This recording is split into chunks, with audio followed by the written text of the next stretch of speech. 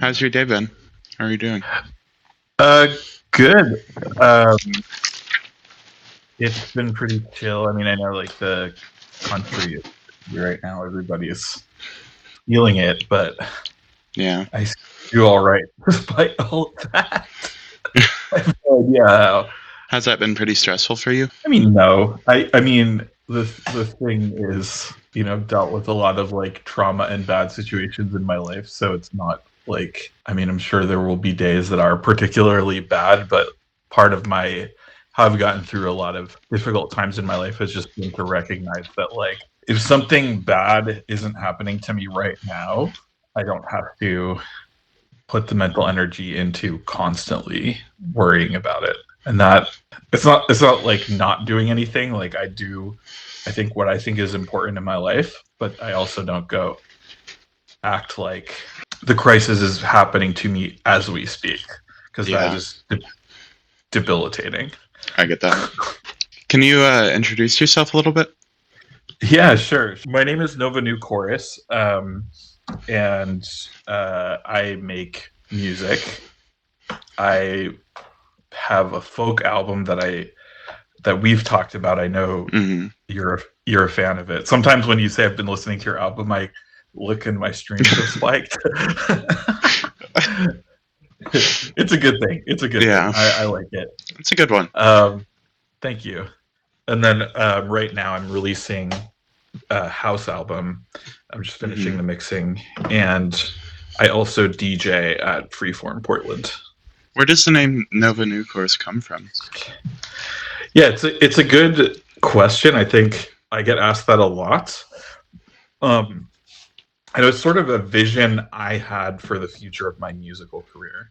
Hmm. Uh, I don't tend to get too deep in on this when I'm just talking to my friends because it doesn't have that much of an effect on their life. But from a musical vision perspective, um, folk was a way that I really walled myself in musically.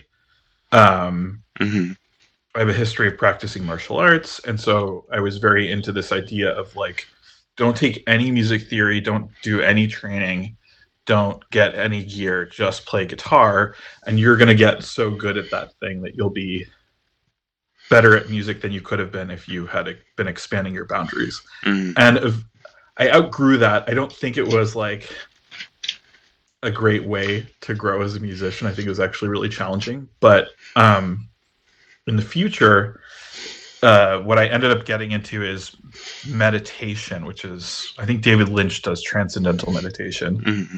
And you can meditate in a way that's very visual, and it gives you great sort of, I'll call them like visions for a lack of a better term, but just visions, beautiful, you know, vibrant imagination on what the future can be like. And they're a little bit fantastical, but they help me in some ways envision a future that I couldn't think of normally. And for my band, that future was really expanding, becoming more than one person working on a project in Hmm. my house, meeting with people, letting people come in and out of the scene, and also exploring sounds that I had not heard before. Hmm. And at the time when I was writing my guitar stuff, a lot of the most creative work was coming from me waking up from a dream and trying to recreate a sound I heard. So I found that sort of more, I'm really not religious or spiritual, but that sort of metaphysical growth to my music I was hoping. So Nova is a sun, Hmm. new means new sound, and chorus is a group of people singing. So it's sort of the the word for it is like song of the new sun, right? Oh, Or choir of the new sun. But it's, I don't think about it that deeply all the time. That was just yeah. sort of the seed for the vision. Yeah. How far along is your house album you mentioned?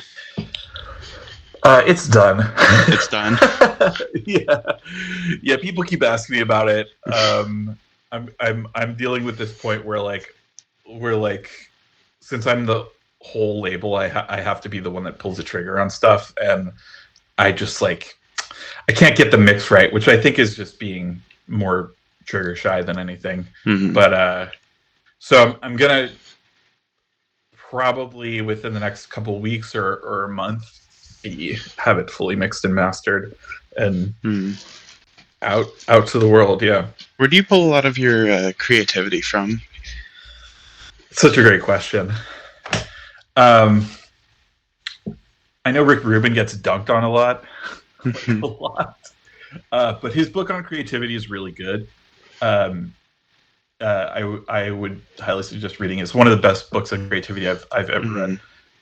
Mhm. The Artist's Way is also a really famous one, and that's sort of the underground book. Anyone who's doing art struggles creatively usually reads that. And then, but this other one that I love that nobody talks about is a book on creativity by Twyla Tharp, Mhm. who was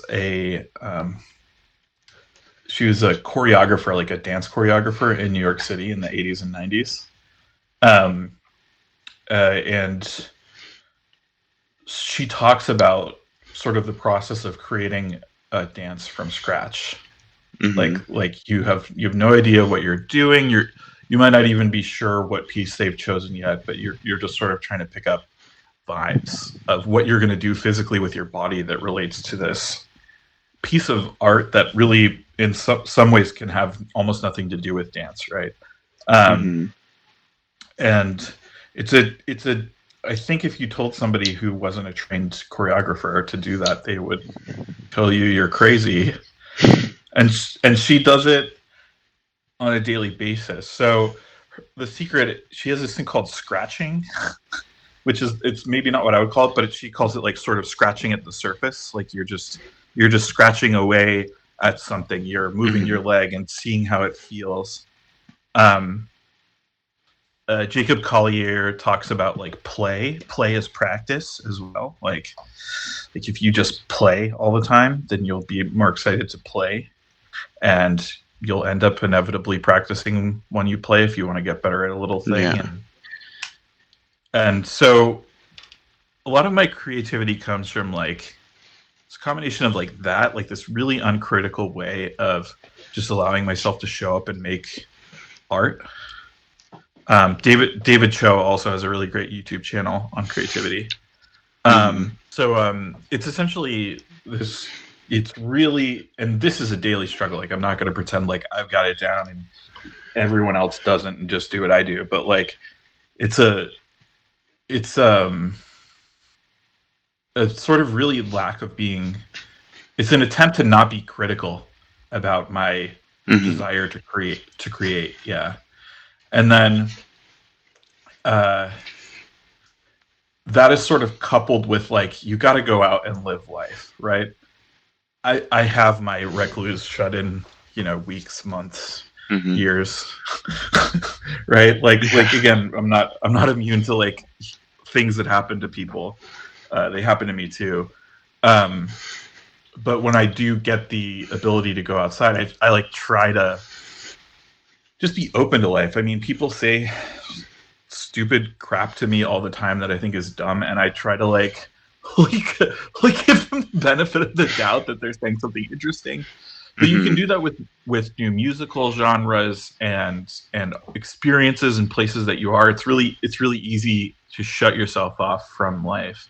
But when you go out there and you're at least trying. You don't have to be perfect, but at least trying to be open and receptive to the world around you. You're not Mhm. critical about yourself either, right? You're taking that same ethos and applying it to yourself. Yeah. So you're treating yourself like a good person and a friend, and then you just make art. The creativity will come naturally. And some days it doesn't happen. Some days you just make stupid junk that goes in the trash can. But it's Mhm. fine. It's because what happens is if you just do that often enough, something comes out of you that's like pretty incredible that you didn't even think you had the capacity to do. Yeah, that's my secret. Do you feel like you have to force your music to be accessible? I mean, sure. I feel like everyone does, right? Mhm. Like, I mean, I know a couple of people that don't. I feel like there's I can count on my fingers the amount of people that actually don't feel that way. there are a lot of people who feel like they don't need to be accessible, but it's like a form of rebellion. And there's Hmm. a lot of people who just are really like if I want this to be my job, I have to make money, so I have to think about Yeah. how do I be accessible. But the irony with music is when you're or art is when you're making something for other people, you're often shutting yourself off to Hmm. probably the most expressive parts of yourself. And though that's the part that everybody comes to see. So it's a sort of like catch 22 where you have to like you really do have to make it for yourself. Hmm. And if you just do that enough, you'll make something crazy that everyone else likes. And that is then accessible. You did it. but but yeah, I think everybody thinks about it. I don't know a single artist who hasn't at least been forced to think about it. Hmm. Do you kind of view music as like a job for you? Oh man, that's such a good question. So like yes and no. I think like at its best times, it's like not a job. Hmm. But then I do also feel that like there's this conversation around like the democratization of attention through social media platforms, which I think is not true. I think it's the monopolization Hmm. of attention through a handful of companies. But and people say it's easier than it's ever been to be an artist, but the payouts are lower than they've ever been. So it creates Yeah. this form of hustle culture in the creator economy that is worse than it ever was. In 2000s, 2010s, Hmm. prior decades. So it's this weird thing where like um, when I'm engaging with social media, it feels like a job. When I'm engaging with release cycles Hmm. and promotion, it definitely feels like a job. When I can forget about all of that and just play music, like when I'm making music and not thinking about anything else other than what I'm feeling, that's when it does not feel like a job. I know that you released your album One like 3 or 4 years ago. Was that Yeah. like the first music you ever made, or had you made projects before that? No, that's a great question. I think like even artists like the Foo Fighters, like Dave Grohl's musical history is pretty messy as well. Hmm. Um, bands in high school, and he was actually in a punk band before he was in Nirvana. They recruited him from that band, Hmm. and then they became the Foo Fighters, and people in the Foo Fighters were recruited from other punk bands that Dave Grohl played with, and the Foo Fighters was actually originally like a band called I think like Stopwatch or Timepiece or Hmm. something like that before it became the Foo Fighters, and so it's like a lot of like the record industry has done this really great sort of like con job in convincing us that whatever band is popular is like the first band any of those people have ever been in, and whatever Yeah. record is out is the only record they've ever made. but like but like eh, like most musicians I know have been making music since they were a kid in some form or another. So and I was in a band in high school that lasted, two practice sessions. Been writing music since I was, 16, and it was really bad when I started. It was embarrassingly bad, Hmm. and I've just done it so much that I sound good now. But one is sort of like I looked back at like probably 5 years of really trying to figure out songwriting and picked Hmm. the best sounding songs and recorded them. Do you have a favorite Nova New Chorus release? My next one, tune in, subscribe to my Instagram. Um, let me look. I'm gonna look on my Bandcamp right now. Artists always have like an interesting relationship with their music. I mean, honestly, the remix that I did of your track was really fun. This other one, folk, I think it was the most recent folk song I wrote, was a nice sort of like return to form. Yeah. Um, Jazz was interesting. I don't really know. I mean, the thing is, like, a lot of my favorite songs are stuff that I haven't released yet. Um, I'm not saying that's, but probably EXP. Um, I think a lot of people think it's really boring, but man-on-man cunting is like this. I essentially like went into an MRI machine because I had to get an MRI, Uh-huh. and I'm fine.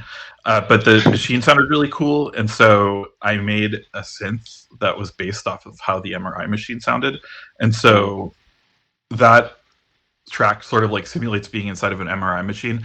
And then Meaningless Epiphany was based off of just sort of like really, really loving one of One O Tricks Point Never's Mm-hmm. tracks, and then or albums, and then just sort of recreating the feeling of that. Mm-hmm. If you had to pick, what's your favorite album, just in general? Oh, my favorite album. Yeah, this one's like almost too easy, but it's Homework by Daft Punk. Yeah. Is it? Yeah, It's a good it's one. nostalgic in a lot of ways too. But it's an album that sort of like I base a lot of my ethos of creating electronic music around. So yeah, for sure. Do you have a favorite movie or TV show? Yeah, I do also. my favorite my favorite TV show is called Maniac, and it's like Mm. it's on Netflix, and it's this recreation of this like like Nordic show called Mm-hmm. Maniac, but they did it with Jonah Hill and Emma Stone, and it I don't know if it bears any resemblance to the original show. It's completely insane. It's like a giant acid trip. There's one scene in it. They're sort of like constantly interacting with each other through this like interconnected like dream machine while they're on drugs that are supposed to like make them less traumatized through Mm-hmm. dreaming. And so they have these like weird dream trips, and one of them, Emma Stone and Jonah Hill are in the Swedish embassy, like Mm-hmm. trying to make first contact with a little cute little alien guy who's like 3 feet tall, and they just keep running around talking in Swedish, but Jonah Hill has a really high pitched voice, and so he's going like, "Oh no no no no no no!" It's like really crazy. It's probably one of my favorite shows ever. Yeah, I'll have to check that out. it's wild. I think the last thing I want to ask is where do you see your music going in the future? Yeah, it's a great question. Um, it's just so hard to know. I mean, Mm-hmm. everybody likes the answer like big, famous. I'll be on the Billboard 100 in a handful of years. But I think a more realistic answer is like I just want to figure out a way where I can make music more central in my life, and then I'm creating music that is more interesting to me with people who I like to make music with. I that Yeah. whatever comes out of that, I think will be brilliant and interesting. And I would also add that I feel like anybody who does that musically will make brilliant and interesting music. So Mm.